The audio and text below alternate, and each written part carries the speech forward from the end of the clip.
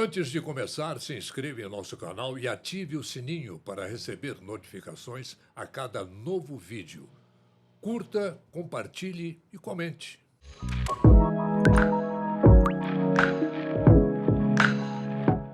Olá, estamos começando mais um Doses de Saúde, aquele nosso bate-papo semanal, quando a gente aborda os diversos problemas que envolvem a nossa saúde. Conversa com especialistas para esclarecer dúvidas do nosso pessoal, do pessoal que nos segue. Hoje nós vamos falar sobre um problema sério que atinge muitas famílias no Brasil inteiro, no mundo inteiro, que é o autismo.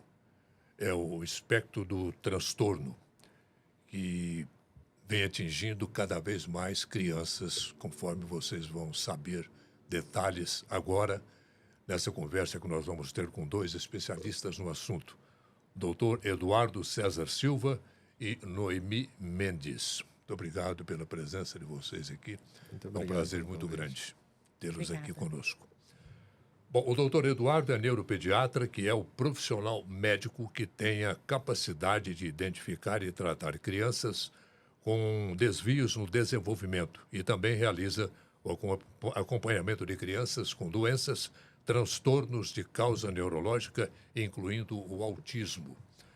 Noemi Mendes é mestre em educação, doutoranda em psicologia e diretora das unidades educacionais da Missão Sal da Terra, aqui em Uberlândia. Mais uma vez, é um prazer muito grande tê-los aqui. E você que está nos acompanhando, tenha certeza que você vai terminar o programa munido de muitas informações. É muito difícil uma família hoje em dia, não é, doutor Eduardo, que não tenha um caso de autismo.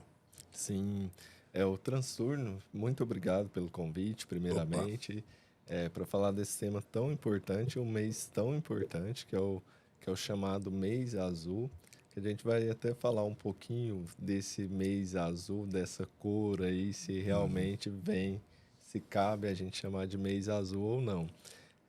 Que é sobre o transtorno do espectro autista. É o mês de conscientização do transtorno do espectro autista. É, que o transtorno do espectro autista, como bem você mencionou, está aumentando muito a incidência. Nos estudos norte-americanos, que é onde a gente tem o melhor dado de prevalência, está um para cada 33 crianças. Então, dá um 3% é aproximadamente. muita coisa, né? É muita coisa, é 3%. Na década passada, essas mesmas pesquisas indicavam 1 para 56 crianças. Então, está aumentando. Será que é porque a gente faz mais diagnóstico ou será que realmente os casos estão aumentando? Né? Que é uma questão bastante levantada pela ciência.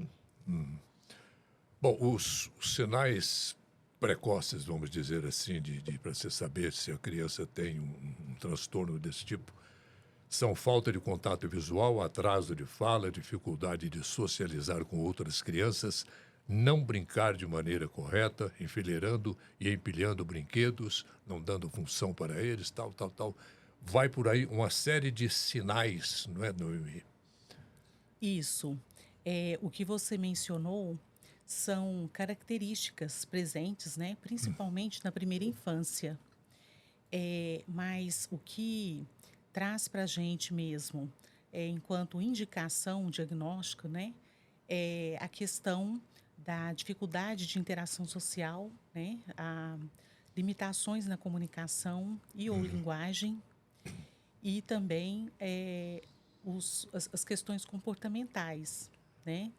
E todos esses sinais que você apresentou, eles já podem ser visíveis, observados pela família desde os primeiros meses de vida.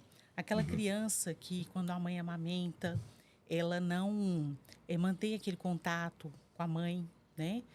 Aquela criança Não olha que para o rosto da mãe. isso, aquela criança que às vezes fica ali muito tempo no berço, ela não dá sinais de mediante os estímulos sonoros, estímulos, visuais.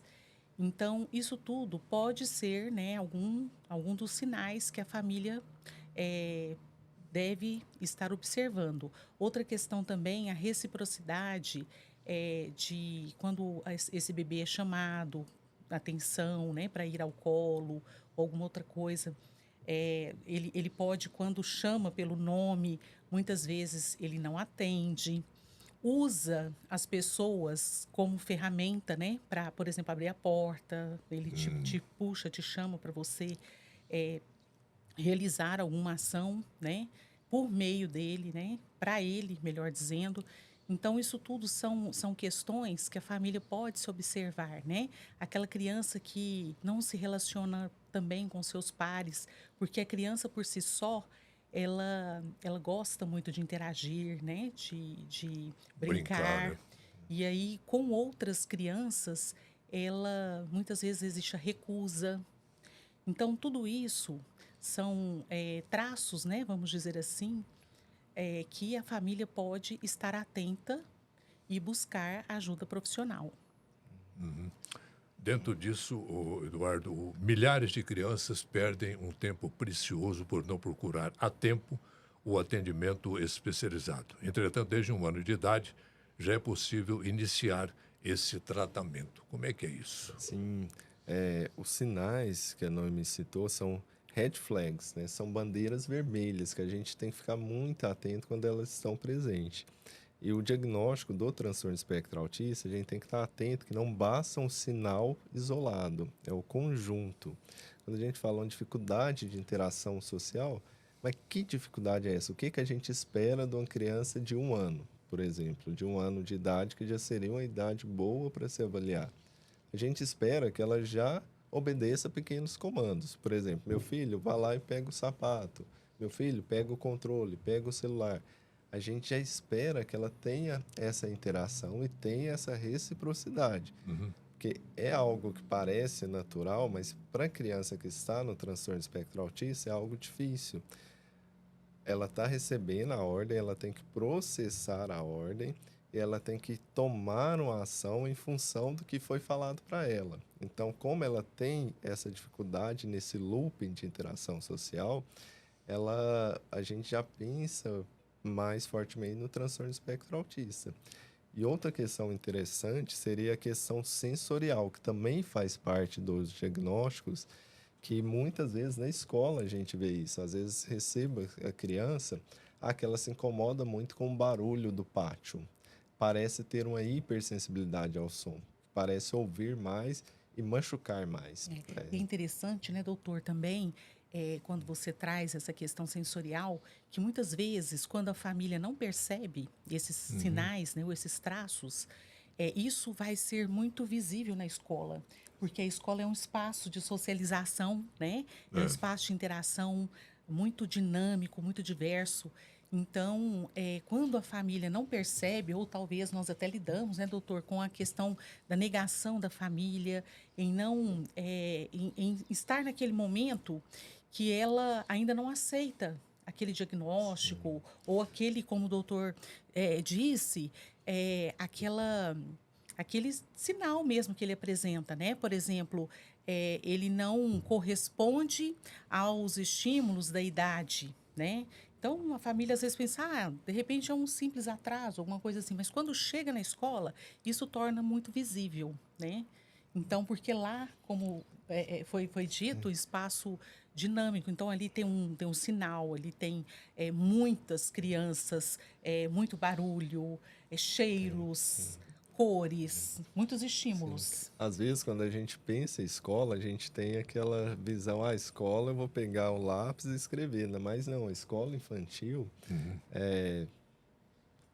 a gente não gosta, mas a escola, a creche, né? Vamos falar assim, uma linguagem mais popular, ela trabalha com massinha, trabalha com areia, trabalha com colagem, trabalha com recortar.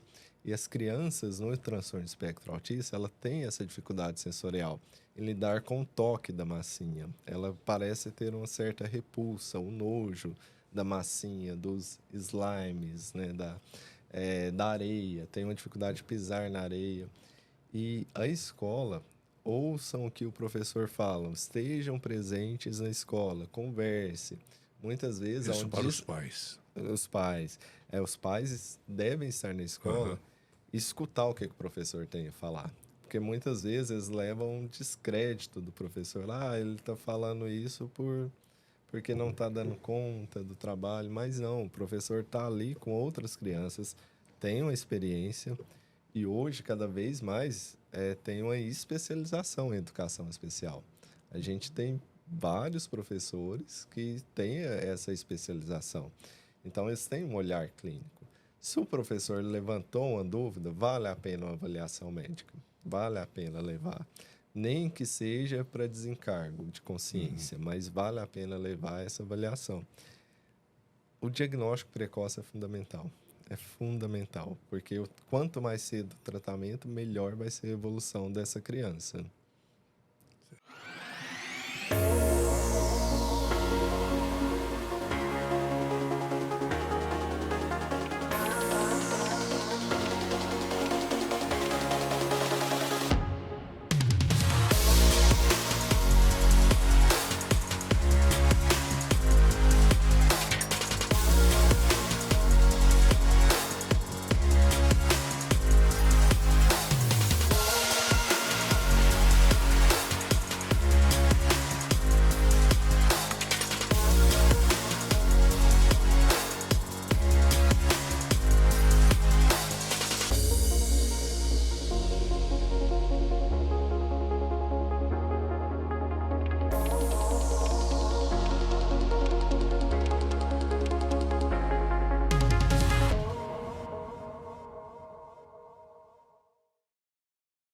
A questão da idade dos pais, como é que é isso, doutor? Sim, Na incidência do autismo. isso. O autismo, hoje, o transtorno espectro autista, a gente tem como principal causa genética. Nos estudos está indicando que tem causa genética. Não necessariamente alguém na família tenha que ter, que é uma herança que a gente fala quantitativa. Então, Certo. vem um pouco da mãe, um pouco do pai. É de causa genética, mas tem alguns fatores de risco ambientais. E aí, no caso, a idade paterna, ela é um fator de risco, uma idade maior do que 50 anos. A idade materna não é tão implicada ao autismo, mas já houveram alguns estudos que indicavam maior de que 40 anos tinha uma maior incidência do transtorno espectro autista. Outros fatores ambientais que fogem aí da genética é prematuridade, que talvez explique um pouco o aumento da incidência. Por quê? Porque os bebês prematuros sobrevivem melhor, né? Graças à evolução tecnológica lá da UTI neonatal. Então, os bebezinhos sobrevivem mais e melhor. Então, é um fator de risco para o transtorno espectro autista. Outras coisas, baixo peso ao nascer também é um fator de risco ambiental. Exposição a toxinas. As mães que pretendem engravidar devem se abster de várias substâncias aí, né? Cigarro e tudo. Cigarro e álcool nem precisa falar, né? Ah, Mas às vezes é sempre bom falar, né? Tem que evitar ao máximo, porque também é um fator de risco para o transtorno espectro autista. Noemi, lá na Missão Sal da Terra, na área que você cuida lá, você lida com muitas crianças com esse espectro de transtorno. São crianças carinhosas, fáceis de lidar? Como é que é? Então, quando a gente lembra dessa palavra transtorno do espectro autista, essa palavrinha espectro, ela traz uma diversidade, né? Essa palavra ela já denota uma diversidade mesmo de fatores qualitativos, quantitativos, né? Dentro desse transtorno. Certo. Então, ele pode apresentar de forma mais contundente, né, mais aprofundada, ou mais leve. Por isso, né, depois o doutor pode até dizer sobre a questão dos níveis, né, que hoje tanto o DSM quanto o CID-11 trata. Então, existem, e quando a gente fala também dessa palavra espectro, ela traz essa abrangência, né, dos sinais, dos sintomas, das respostas, né, que essas crianças nos trazem. Então, nós temos pessoas, crianças lá, com autismo, mas que gostam do toque. Elas gostam de ser abraçadas, não é, doutor? Sim, Então, por sim. isso São que existe a questão. carinhosas, né? Então, por isso que existe muita questão, o doutor começou a falar, da hipersensibilidade ou da hipossensibilidade, né? Sim. Então, Certo. então não, a gente precisa também de desmistificar algumas crenças que foram trazidas anteriormente, né, de que o autista ele é aquela pessoa que gosta de ficar isolada. Nem sempre. Né? A gente tem crianças autistas, até adultos também, que trazem outras comorbidades, né? Por exemplo, uma hiperatividade. Então, ele vai ser super agitado, ele vai ter dificuldade em permanecer em alguns espaços, né? Então, crianças que gostam de ser tocadas, gostam de ser acariciadas, né? Crianças que falam muito bem. Inclusive, a gente tem, né, dentro do transtorno do espectro autista, crianças que têm uma fala até muito organizada, Sim. né, do que outras crianças. Eu trabalhei em uma escola no bairro Canaã, na periferia de Uberlândia, e nós tínhamos lá um pré-adolescente com autismo e ele tinha uma fala assim totalmente Desenvolvida. desenvolvida e com palavras assim que ele utilizava, né? É, Vocabulário muito mais isso, rico. não tão propícia à idade, à faixa etária, né, e tal. E também esse menino oriundo de uma periferia, ele já falava inglês, né? Tinha Ó, muita facilidade, é o aprendia. superdotado, né? Bem dotado. Então, é o que traz, né, a questão dos níveis e as comorbidades. Então, a gente precisa desmistificar, né, algumas crenças que foram colocadas dentro do espectro. Não Né? existe um comportamento padrão, né, doutor? Não existe, Para o autismo. não existe. O espectro é muito amplo. Cada indivíduo é de uma forma.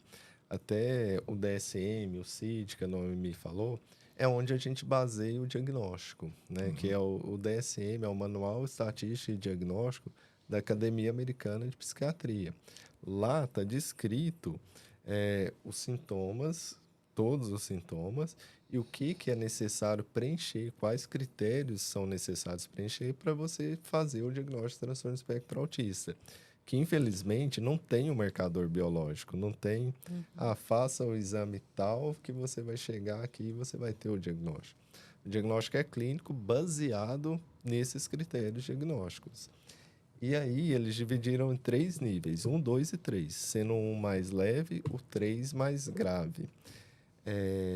Na minha opinião pessoal, eu tenho uma crítica nesses níveis, por quê? Porque cada indivíduo é muito diferente e dentro de um nível, a abordagem Muito, né? destoa muito. Vai dar um especial, né, naquela... Destoa muito. Os 3 níveis é verdade. pouco para a gente classificar todo o espectro. É muito pouco. Eu até evito utilizar, né? Mas é algo que a família gosta de ouvir. Ele é nível 1, ele é nível 2 ou nível 3. Esses níveis são baseados no nível, na quantidade de suporte, na quantidade de ajuda que a criança, ou adolescente, ou o adulto vai necessitar. De ajuda para interação social, às vezes vai precisar de ajuda para ir ao mercado falar com o atendente, né? Para dar uma boa noite, De uma boa tarde. autocuidado, né? De autocuidado, que no nível 3 seria o mais grave, às vezes nem consegue tomar um banho sozinho, nem consegue se higienizar. E algo interessante que o Orley abordou é sobre a inteligência, né? Não depende da inteligência, é algo inseparado. Tem desde crianças com altas habilidades, superdotação, até crianças com deficiência intelectual, que está dentro do transtorno de espectro autista. É muito amplo, né? Bem amplo. É muito amplo. Até já se pensa, será que os critérios não abriram demais para abordar mais gente? Mas hoje é o que se tem de melhor, são esses critérios abrangentes. Até 2012, era necessário que houvesse prejuízo na fala, porque o critério era diferente, era o DSM quarta edição, agora já estamos na quinta edição, a partir de 2013. Foi tirado isso, ou seja, a criança pode falar e alguns até falam, alguns têm um hiperfoco em idiomas, e chega no consultório falando 2, 3 idiomas sem Que nunca isso? ter Sim. estudado através de Google ou de Uhum. YouTube. Mas aí vem aquela coisa, e a interação social? E quando Tem você esse prejuízo, pergunta né? qual o seu nome, o que você gosta É, de brincar, aí ele tem dificuldade no diálogo, ele não destoa consegue. muito, né? Destoa. De repente ele apresenta um hiperfoco enorme em alguma área do conhecimento que exige, de repente, um estudo acadêmico, algo, e ele tem essa facilidade. Um QI mais elevado, no Mas caso. quando se trata de desenvolver um diálogo, né? De, por exemplo, realizar uma compra, escolhas, ele já tem essa Já tem dificuldade, dificuldade. né? Exatamente. E é até interessante o paciente no consultório, que eu até aprendo muito no consultório, né? O Imagina. hiperfoco dele é animais marinhos. Eu tenho um mapa no consultório com alguns animais marinhos. Ele olhou a orca. Você sabia que a orca não é baleia?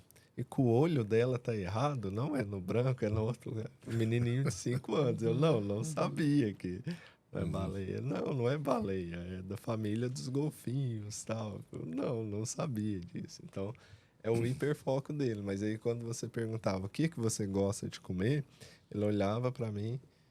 Não, mas e o tubarão tal? É como se eu não tivesse perguntado. Então, essa é a dificuldade da interação social, de manter um diálogo, de iniciar um diálogo, né? Tem uma pergunta aqui de um seguidor nosso que você tocou no assunto aí, mas passou assim meio rápido. A, a- Vamos dizer, o medo, a aversão que a criança tem por areia. Isso é um sintoma? Como é que é isso? Como é que explica isso? Isso É comum? é comum. Aí vem na questão sensorial, dos Sensorial. sentidos, né? Que seria o transtorno de processamento sensorial. Que a criança pode sentir muito algo, por exemplo, ter uma hipersensibilidade sonora, que ao ligar um liquidificador em casa, um secador, ela é como se estivesse agredindo E ela pisar na entra em areia, pânico. por exemplo.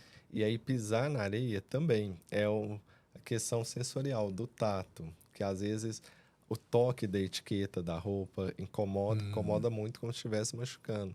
Crianças que têm um vocabulário melhor, elas afirmam, não uso calça jeans porque me machuca, pinica, machuca, tal, então não uso.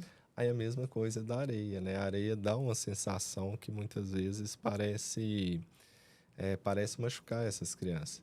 Por Incomoda. outro lado, a mesma criança pode ter uma hipossensibilidade, ou seja, uma sensibilidade diminuída para algumas coisas, para dor, por exemplo. Às vezes a criança se machuca, você acha, nossa, ela vai chorar muito, e ela não chora. Então há uma desregulação sensorial. Então isso é E algo essa questão importante. sensorial, ela é importante porque em determinadas experiências que ela passa, isso pode trazer uma desregulação, né? E aí a gente precisa trabalhar a acomodação sensorial. Então, essa questão sensorial, no autismo, é muito importante da gente se observar e saber intervir da forma correta. Por exemplo, esse sensorial, ele perpassa por várias questões, né? Eh, Até mesmo na alimentação, que a gente lida com a seletividade alimentar. Por causa do cheiro, às vezes o cheiro do alimento, a textura do alimento, o sabor. Então, tudo isso perpassa também pelo processamento sensorial. Isso. E aí, quando ele tem essa experiência negativa com essa experiência sensorial que o limita, muitas vezes pode desencadear algumas crises, né? Por exemplo, eu trabalho com uma criança que, quando ele tem uma experiência negativa, ele tem uma crise, e aí é o que o doutor disse: ele bate a cabeça na parede e o pai relata para gente que ele chega a machucar e ele não sente dor. Machuca, sangra. Que coisa. Mas, ao mesmo tempo que essa descarga sensorial que ele sofre é como se fosse um alívio para ele, né? Então, é importante a gente acolher essa no momento de crise e trazer essa acomodação sensorial que a gente chama, né? Que é levá-lo para um ambiente mais tranquilo, né? Muitas vezes nós precisamos o acolher com um abraço, o outro é com um toque diferenciado, uma sala mais tranquila, tirar, né, às vezes do barulho, daquele excesso de estímulo que tem, né? Então, eu tenho uma pessoa que eu conheço que ela, toda vez que ela é convidada a ir, ela é adulta já, toda vez que ela é convidada a E é ir autista. autista, em uma festa de aniversário, ela já começa a se preparar, se organizar para isso, né? Então, por exemplo, ela fala que o cheiro do balão, dos balões, o cheiro da festa, dos alimentos, é muito forte e a provoca, assim, uma certa náusea, né? Um mal-estar. E aí ela fala que, por exemplo, na hora do parabéns, alguma coisa assim, né? Ela precisa se afastar. Ela sai da sala, ela vai para um outro cômodo da casa, alguma coisa assim, até que aquilo passe e aí ela retorna. Então ela já aprendeu a se organizar mediante, porque ela é uma Conviver com pessoa a. adulta, a conviver com essas questões, né? Mas a criança não Sim. consegue ainda fazer isso. Sim, algo interessante é que essas crises sensoriais é diferente de uma birra, né? Isso, Crianças têm birras, crianças, inclusive, no Às vezes é transtorno espectro confundido, essa autista, criança é birrenta, isso, coitada, mas não. isso, e sim. não é. Às vezes chega, nossa, é muito difícil, até o bebezinho, ele é muito irritado, tudo, não vai com ninguém e tal. E aí a gente vai vendo que é uma questão sensorial. Às vezes é o toque da fralda, é o toque da etiqueta que está atrapalhando. E essa crise é diferente de birra, né? Porque a birra é algo limitado e é algo que tem um motivo específico. Intencional, né, doutor? É meio que Eu tenho intencional, tenho mas é uma, meio é uma maneira, de manipular, assim, alguma coisa assim. que a criança está nos falando que não quer aquilo, só que ela não sabe argumentar. Então, é direcionada a uma ação. Você falou não para ela, está na hora do banho. Ela chorou, se desesperou. Tem uma causa específica que você olha e determina bem. Já nessa crise do sensorial, muitas vezes a gente não sabe, mas por quê? É do nada, é de repente, a gente não sabe. Que a gente não tem essa sensibilidade de perceber o que foi, né? Então, é diferente a crise da É. birra. A birra é mais limitada. 20 minutos no máximo já é para a criança ter se controlar. Já a crise do transtorno espectro autista, às vezes dura semanas. Ela teve uma troca de professor, teve Isso. um ambiente, uma mudança de ambiente muito grande, ela passa a ficar irritada, comportamento ruim a semana inteira. Aí tem que ser feito também, né? Vocês dois, um trabalho muito sério com os pais, né?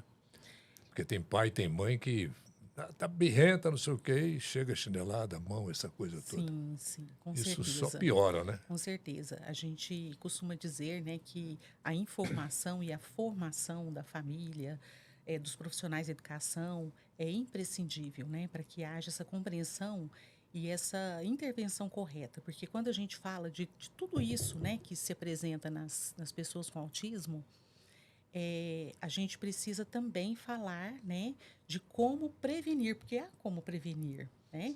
Então, existem, por exemplo, em relação a uma troca de professor, por exemplo, isso a gente pode trabalhar a previsibilidade, né, dentro da escola. A questão das atividades, né?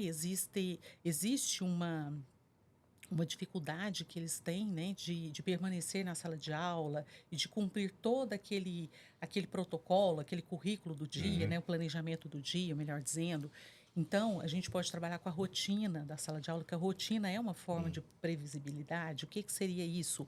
Nós apresentarmos para ela de forma, de forma imagética, né, com imagens, com figuras, porque ele também, né, ele traz essa característica Sim. também de ter uma mente muito voltada para imagens, É né? visual. Visual, muito visual. Então, De ele cores. Cores, também, né, de desenhos. cores. E é importante a gente também perceber que se é uma criança da primeira infância, que ela ainda não consegue abstrair aquela imagem, a gente pode trabalhar com as figuras reais, por exemplo, com a própria imagem dela. Então, por exemplo, é o momento da entrada. Então, eu tiro uma foto daquela criança entrando na escola, ele mesmo, para ele entender. Porque se eu colocar, às vezes, uma imagem que eu tirei de um livro, da internet, alguma coisa, isso também vai dificultar a compreensão dele, né? E aí, por exemplo, depois eu coloco a imagem do parque, então é o momento da brincadeira ali no parque, a imagem da sala de aula, o momento da atividade. E uma coisa que a gente lida muito nas escolas é com a permanência, né, dessa criança em sala de aula, porque, pela minha prática, eu também estive muitos anos, né, na prefeitura de Uberlândia, na coordenação da educação especial.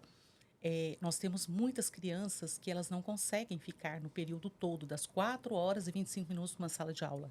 Então, a gente trabalha momentos em que ele tenha momentos de descanso, desse desestressar cognitivo, emocional. Então, a gente proporciona espaços para que ele possa frequentar.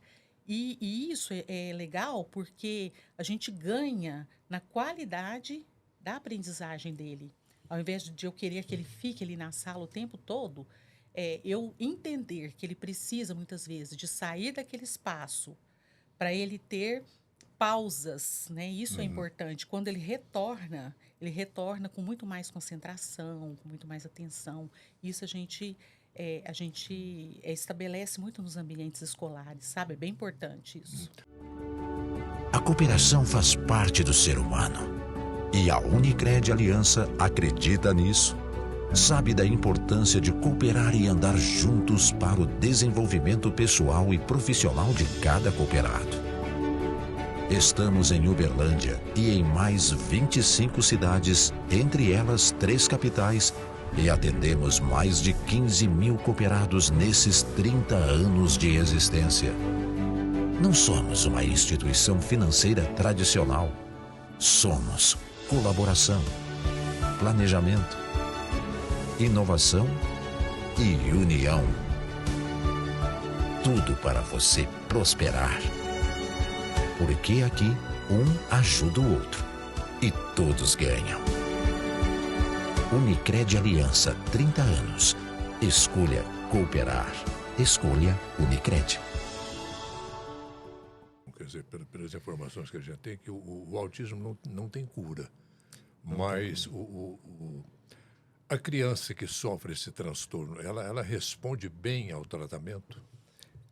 Quanto mais cedo a gente faz o diagnóstico e inicia as intervenções, melhor é o prognóstico. Então, não há cura, mas há uma adaptabilidade. A criança tem uma neuroplasticidade. O que é isso? Ela aprende muito mais rápido. E as intervenções, em que é baseado? Em terapias, né? Em terapias psicológicas, fonoaudiológicas, terapeutas ocupacionais e pedagogos, né? Todo mundo junto, e a família, né? Não pode esquecer da família, Verdade. É. que é A base, né, o que tá ali, pilar, né? que é o pilar do tratamento, né? Então, essa criança vai ultrapassando as dificuldades. Nas terapias, a gente vai ensinando a criança aquilo que deveria ser mais intuitivo, que na criança fora do espectro, que a gente fala, criança fora do espectro, criança típica, criança no transtorno de espectro autista, criança atípica ou com desenvolvimento atípico, né? Então, aquilo que seria natural para a criança típica, para a criança do transtorno do espectro autista, tem que ser treinado, repetido, ensinado várias vezes. E aí começam as terapias, né? Às vezes, não tem um remédio específico para o transtorno do espectro autista.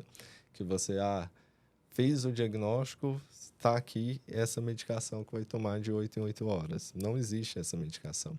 A gente usa a medicação em casos específicos. Por exemplo, aquela criança que está muito agressiva na escola, que está muito agitada, que o professor não consegue ter o mínimo contato, a mínima intervenção, aí vai ser a hora da gente medicar. Esse é um dos exemplos da medicação. Mas o tratamento são as intervenções, né? E quanto mais precoce forem iniciadas, melhor. Tem um certo mito, espera o tempo da criança, que antigamente se falava, tem que esperar 6 anos para se fazer o diagnóstico. Não, a gente pode fazer o diagnóstico com 1 ano e 4. O primeiro teste de triagem é com 1 ano e 4 meses. Então, assim, é precoce. E a gente vê no dia a dia, quanto mais cedo começa, quanto melhor o engajamento inicial, melhor vai ser o desenvolvimento dessa criança. Né? Então, aí um sinal precoce que a gente acabou não falando, os red flags lá, que eu estava pensando aqui, são as estereotipias. O que é isso? São movimentos repetitivos sem muita função, que às vezes é o balançar as mãos, às vezes é uma criança que fica girando em torno de si sem muita função, não é uma brincadeira, ela fica só naquele movimento repetitivo. É aquela criança que corre na cozinha e volta, corre e volta, corre e volta. A gente pergunta no consultório, ela se movimenta muito, aí a mãe fala, ela fura o chão, de tanto que só fica no mesmo lugar. Então, essas estereotipias também faz parte, também é uma bandeira vermelha que a gente tem que ficar atento, né? Tem um assunto importante que eu, fuçando na internet antes da nossa conversa, a gente se preparando, jornalista meio clínico geral, mas de vez em quando a gente tem que dar uma pesquisada.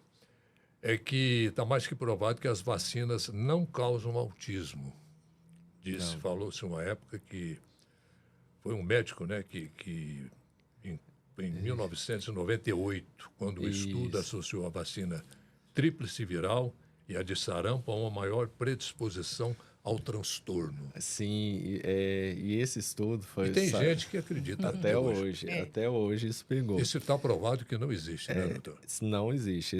Até contar essa história, esse médico inglês, né, publicou esse artigo na revista renomada, falando que um componente da vacina, o timerosol, é que provocava autismo. Detalhe, esse mesmo médico tinha uma empresa concorrente que vendia vacina sem o timerosol. E aí, aí você já... Opa, o que será que aconteceu já entendeu, aí? Né? Tempos depois, o New England, que foi onde saiu esse artigo, fez um novo artigo, tá? Que esse mesmo médico confessou que os dados foram todos falseados, né? Ele, inclusive, eu não me recordo se ele foi detido, se ele foi preso ou se ele só, entre aspas, foi proibido de exercer medicina. Eu li que ele foi impedido, posteriormente, de exercer a profissão. E a revista científica que havia divulgado o estudo teve de se retratar publicamente. Isso, foi o Lancet, né? Não o New England, né? Foi uma baita revista, hein?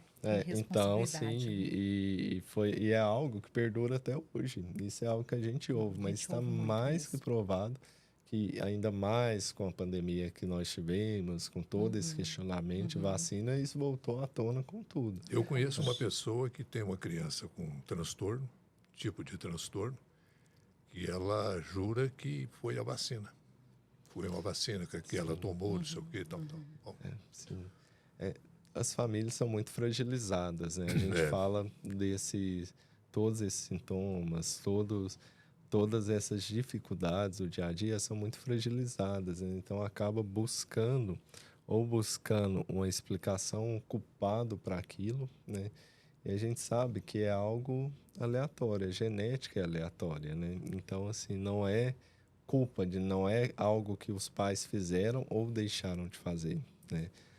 Então, não se culpe, né? Eu sempre falo para as famílias, para a mãe, não é nada que você fez ou deixou de fazer. É a aleatoriedade, né?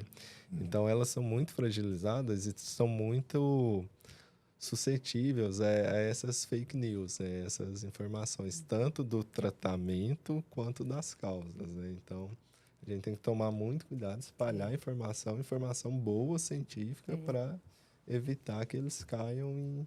Isso, assim, ao longo da história também, foram surgindo várias questões de causa, né, doutor? Sim. Década de 60, né, por aí, foi a mãe geladeira, né, onde atribuía a questão do autismo, a falta de contato da mãe com o filho, Isso. né? Então são o histórico Mãe traz, geladeira. Isso. Pode falar. Não, isso são mitos que foram mitos, surgindo ao longo da história do autismo. Como a questão da vacina. Então, se a gente for trabalhar toda a questão do histórico, né, da pessoa com autismo, a gente vai ver que esse histórico traz muitos mitos, né? E que isso, naquele espaço de tempo, foi tido como verdadeiro, né? E até a gente desmistificar isso e a gente trazer de fato a verdade. E aquilo que é importante, que é a gente entender o potencial e o que eu posso fazer enquanto intervenção, né, mediante esses fatores limitadores, é que às vezes fica em segundo Sim, plano. Né? E hoje, a perspectiva da inclusão, ela traz isso. Nós não negamos os déficits, as limitações, mas nós precisamos focar na potencialidade, né? No potencial que essa pessoa possui.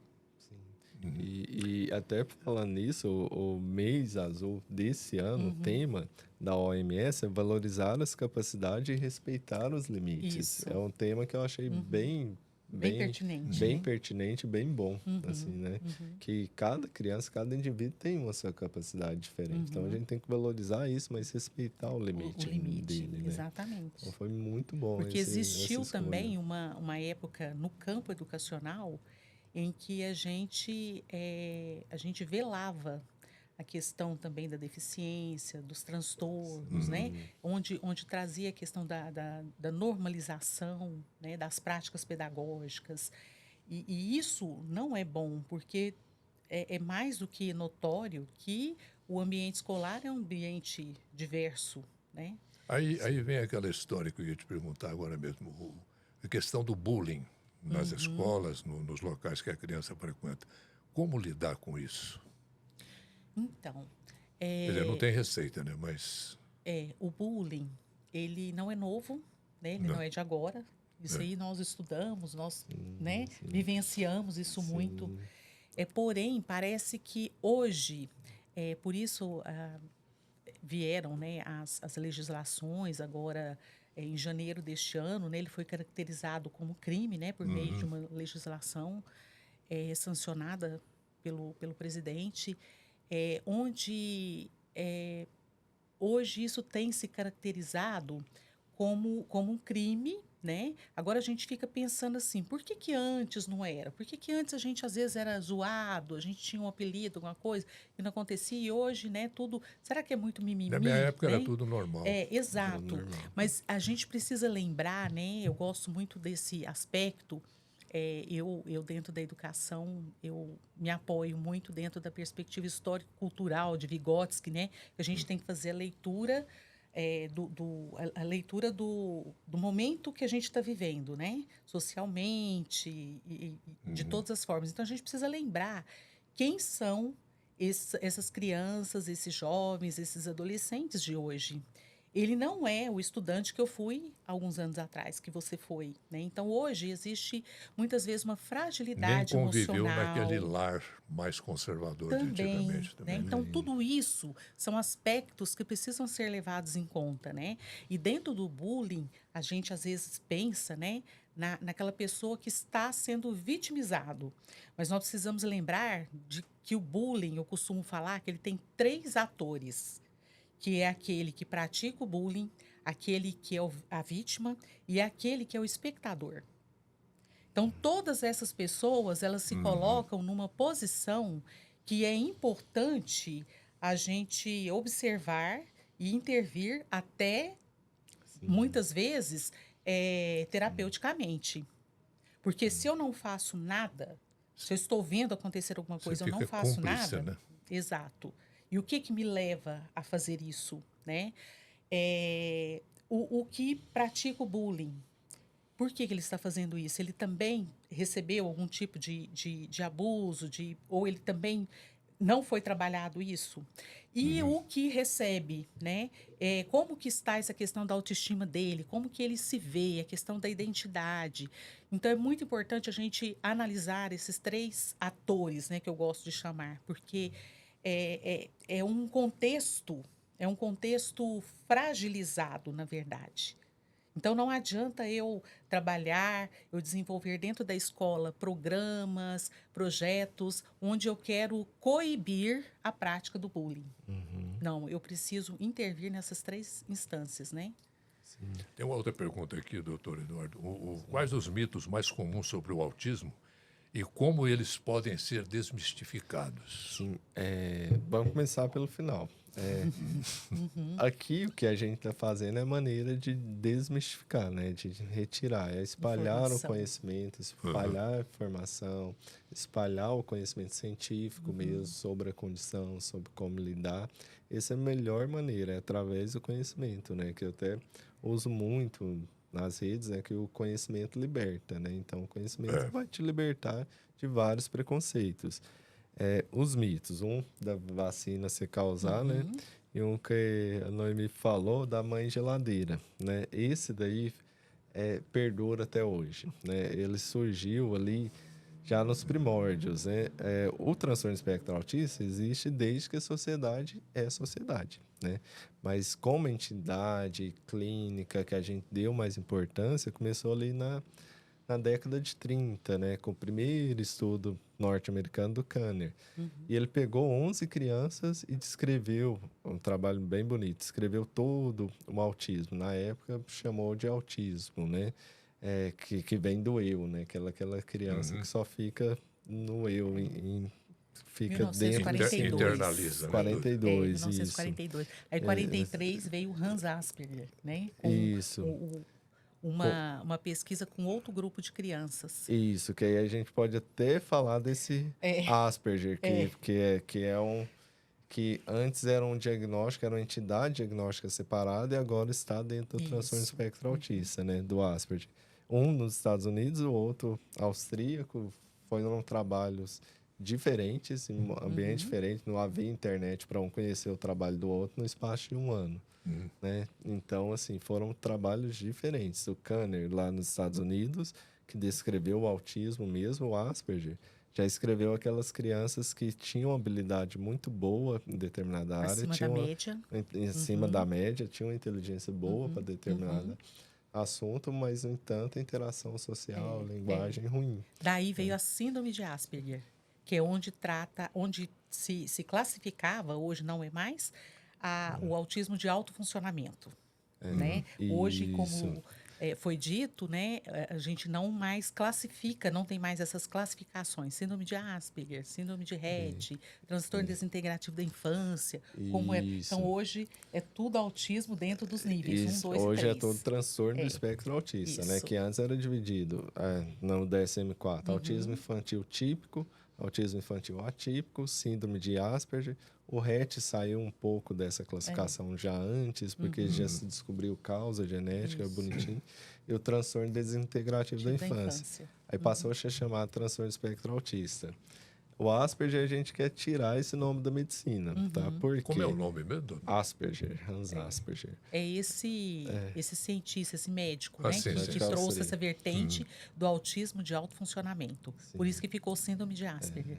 Hoje não tem mais, né, por essas questões. Hoje acabou indo para o transtorno espectro autista, a gente nem quer utilizar mais esse nome, então por não se quê? utiliza mais. Não se utiliza, e também por quê? Porque, apesar de ser um nome consagrado na medicina, 1943, austríaco, lançando trabalhos na Alemanha nazista. Que ele ia falar.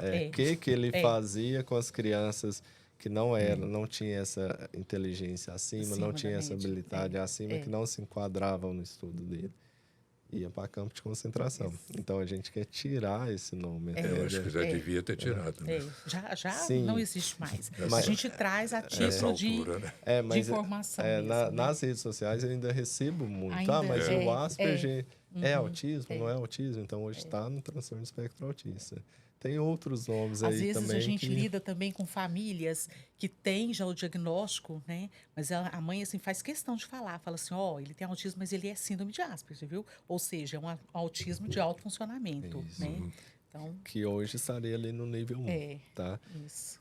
E aí, voltando lá nos mitos da mãe, a gente divagou um pouco, mas é importante esse histórico do autismo Claro. para a gente ver que vem sendo estudado há muito tempo. Então, a gente muda a classificação na maneira de diagnosticar as pessoas que estão em sofrimento. Não é diagnosticar por diagnosticar, não é, eu quero dar um nome nessa parte da população. Não é isso, a gente não quer isso. Essas pessoas estão em sofrimento.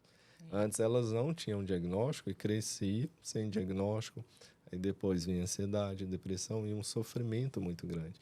quando a gente conversa, por ser uma questão genética, acaba que às vezes a gente faz o diagnóstico da criança, posteriormente a gente vê que o pai ou a mãe também tem um diagnóstico. E conversando com esses pais, eles falam, não, eu sofri minha vida inteira. Eu sofri porque eu era convidado para uma festa e não conseguia ir. Eu sofria porque eu não entendia as piadas, as ironias, eu não tinha uma comunicação social boa. E eu tenho alguns pais no consultório, professores universitários, médicos, advogados bem-sucedidos, juízes, e que relatam isso. Agora eu entendi, eu me reconheci. Tem até o ator famoso, Anthony Hopkins, que descobriu quando idoso, já com 60 e poucos anos, né? Que aí ele descobriu, por isso que em Hollywood eu nunca fui aquele de ir para festa, por mais que convidado, né? Então é algo... É um sintoma. E isso traz para a gente uma das respostas da quantidade de diagnósticos que existe hoje. Então, às vezes, fala assim, nossa, mas por que hoje tudo é autismo? Por que cresceu tanto essa prevalência, né, do diagnóstico? Então, porque às vezes você pensava, aquele meu colega de escola, ele era meio esquisito, ele não participava, não gostava de fazer trabalho junto. Quem nunca conviveu, né, com um colega, um amigo com E aí esse tipo de transtorno, E vamos como dizer. o doutor tá dizendo, né, eu também já atendi pais que vieram, né, com diagnóstico e disseram assim, então, eu estive lá e a neuropediatra estava me explicando e eu comecei a lembrar de um tio meu que era assim, né? Então, é bem interessante mesmo e traz mesmo essa questão, né, de ser uma síndrome genética, né? Sim, teve um pai de um paciente que a consulta inteira, só a mãe falava, tal, ele no canto, tal. Aí eu sempre pergunto, mas e aí? Ela está inventando isso? Ela trouxe aqui? O que você acha disso? Ele, não, eu era assim, tá? E hoje, o que você trabalha? Sou montador de móveis. Mas você precisa de manual? Ele, não, eu olho para as peças e monta na minha cabeça e monta. Olha aí. Aí a mulher já interviu. Não, ele é excelente nisso. Ele é sempre chamado para gerenciar a equipe disso, que ele é muito bom nisso que ele faz. Mas ele não consegue lidar com as pessoas, então ele não consegue gerenciar. Ou seja, ele está em sofrimento. Ele está em sofrimento, porque ele não está...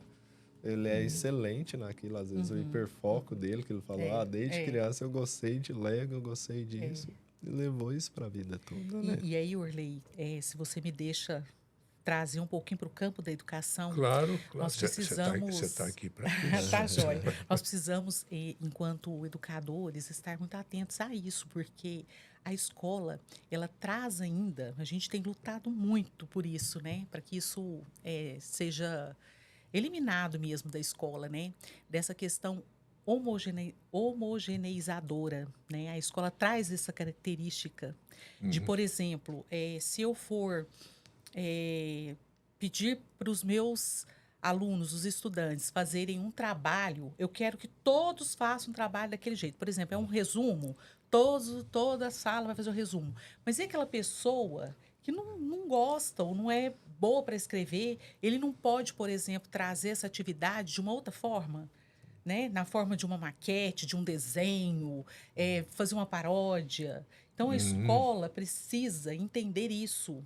Libertar a imaginação, né? Exato, que isso é tão rico. Você vê, quando a gente vai, por exemplo, fazer a apresentação de um trabalho, né, na escola, lá no ensino médio, vamos pensar, por que todas as pessoas têm que levar uma resenha de um texto? Então, ficaria muito mais rico, mais dinâmico, mais gostoso, mais prazeroso. Se trouxesse essa diversidade de apresentações e a gente olharia para as diferenças, para as habilidades, né? E que Gardner traz, né? Que é a questão das várias inteligências. A gente já entra em outro campo, né? Outro podcast. Mas, então, a escola precisa... essa tem sido minha luta, né? Eu sou professora na pós-graduação também e eu digo muito isso para os meus alunos, né? Nós precisamos sair dessa prática, né, tradicional, dessa prática que não cabe hoje mais nos dias de hoje. Quando a gente não tinha esse conhecimento, tudo bem, mas hoje nós temos. Então, por que reproduzir aquilo que não cabe mais dentro do ambiente escolar? Por isso que a escola às vezes se torna chata, enfadonha. Por isso que a gente tem o índice tão grande, né, de pessoas que não concluem a escola, né, que saem da escola, ou que, quando você vai pensar, fala assim, nossa, a escola era muito chata, aquele professor. Eu gosto muito de fazer esse exercício com os meus alunos da pós, falar assim, lembra de um professor seu, aquele que você queria, aquele que você traz consigo, que te fez diferença.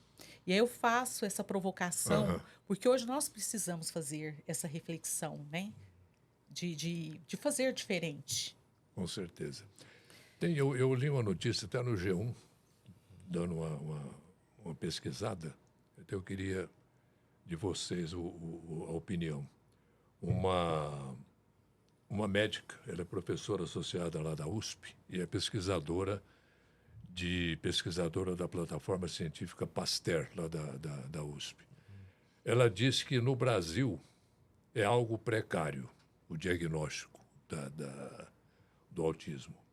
Temos poucos profissionais especializados e descobrir que alguém tem autismo não é tão simples. Não existe um único exame que detecte isso. Exatamente. E isso de não ter um exame é difícil para a gente também, né? Que é um diagnóstico clínico e faltam profissionais. Hoje já está bem melhor do que foi há 10 anos, né? Há 10 anos a pediatria não se falava. A gente, na pediatria, se pensava em peso e altura. Ah, tá gordinho, tá crescendo, tá ótimo. Não se pensava em interação, tudo. Agora os pediatras também estão se especializando mais. Então, a gente quer aumentar essa capacidade, pessoas capacitadas para fazer o diagnóstico. Então, não se tem um exame. Mas tem alguns dados que 80% das mães de crianças com transtorno espectro autista tiveram a suspeita aos 2 anos de idade da criança. Tiveram alguma suspeita, alguma pulga atrás da orelha. Essas pesquisas são todas norte-americanas, né? Só que aí elas foram desacreditadas, ou por familiares, normalmente aí fazendo a meia-culpa da parte paterna, normalmente o pai desacredita a mãe, né? Fala, não, você está procurando coisa, o menino é normal. A gente ouve muito isso, né?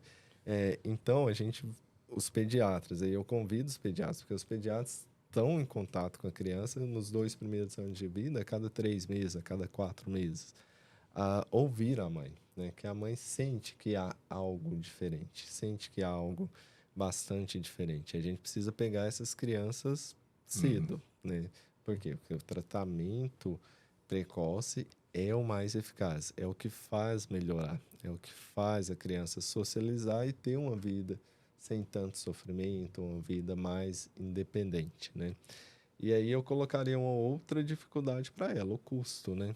É que tem a dificuldade diagnóstica, tem poucos profissionais que fazem o diagnóstico, que estão capacitados, não tem o exame e ainda tem o custo.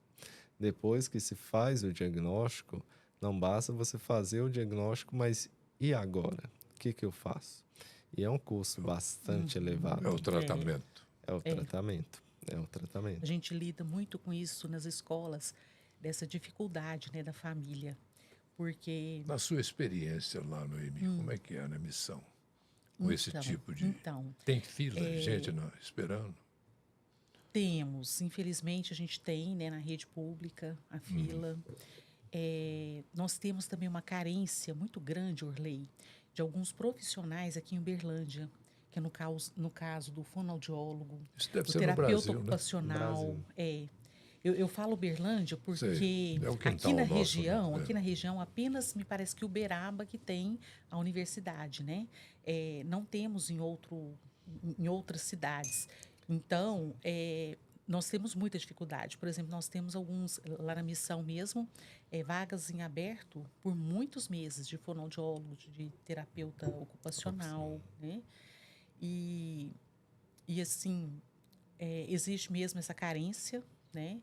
E agora, voltando à questão do acesso da família, né, às terapias, nós lidamos muito com isso também, porque como não existem os profissionais, existe também uma lista, né, de espera na rede pública e nem todos os pais conseguem pagar, né, esse terapeuta para que os seus filhos tenham essa O estimulação SUS não precoce. cobre isso?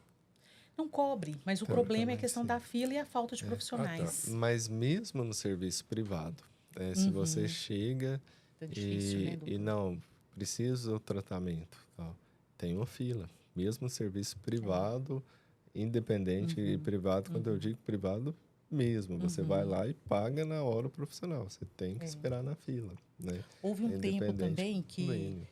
que havia, pelos planos de saúde também, uma questão da limitação, né, dos atendimentos, Isso. que isso depois caiu.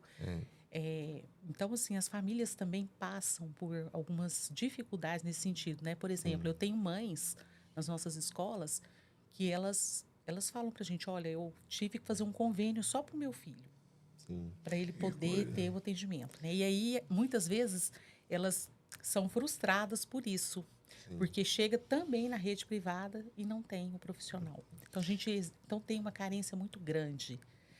Mas, Até nas escolas também, porque para trabalhar no atendimento educacional especializado, que é um serviço da educação especial, a educação especial ela está prevista na LDB, né, na Lei de Diretrizes e Bases da Educação Nacional, onde ela traz o atendimento ao público-alvo da educação especial, que são as pessoas com deficiências sensoriais, físicas, né? E também altas habilidades de superdotação e o TEA, né? O transtorno do espectro do autismo. E aí, na LDB, ela prevê esse atendimento, a educação especial ela tem os seus serviços, que é o atendimento educacional especializado, o ensino da Libras, o ensino do Braille, o professor de apoio escolar. Então, esses são os serviços da educação especial. E até nas escolas também nós temos a carência do professor de apoio escolar, do terapeuta, acompanhante terapeuta, do professor mesmo, do AEE, que ele precisa ser um professor especializado. Então, às vezes, a gente abre vagas e a gente fica assim, um bom tempo com vagas em aberto, porque também temos a carência do profissional especializado na educação também. e o AE é um serviço fantástico, né? Que às vezes a criança não tem nem um terapeuta ocupacional, não tem um psicólogo e Isso. só tem o trabalho lá na atividade educacional especializada. Trabalha a parte sensorial, a parte de motricidade. Escola é mais que o ABC, né? Porque eu falo isso para as verdade. mães, né? Que às vezes O AEE é um atendimento no contraturno da escolarização, ou seja, é uma segunda matrícula Sei. e os pais levam no contraturno para que ele é um serviço de complementação. É o que o doutor disse, né? Ele vai trabalhar a complementação escolar por meio da questão ele não é um reforço escolar. Ele trabalha as questões ligadas aos pilares da aprendizagem, ou seja, cognição, atenção, concentração, né? Aquilo que a gente chama de funções mentais superiores, né? Então, ele vai trabalhar nisso, ele vai estimular para que, então, a criança possa receber, né, tudo aquilo que está proposto para ele no conteúdo escolar. Noemi Mendes, doutor Ricardo, doutor Eduardo, desculpe. Foi um prazer enorme tê-los aqui em nosso... Mas já acabou. Dose de Tão boa a saúde. conversa, tá né? bom, Menina, passamos de 1 hora, olha ali. Olha só. Muito bom. ótimo, A gente muito tem bom. conversa aqui para mais muito tempo ainda, com Teríamos certeza. mesmo. Mas vocês tenham certeza que vocês passaram uma gama de informações muito grande, muito importante para quem nos assiste. Viu?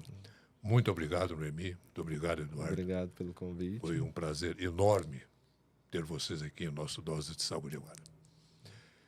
Encerramos este Doses de Saúde. Acompanhe a gente em nosso canal no YouTube e no Spotify. Até a próxima. Até lá.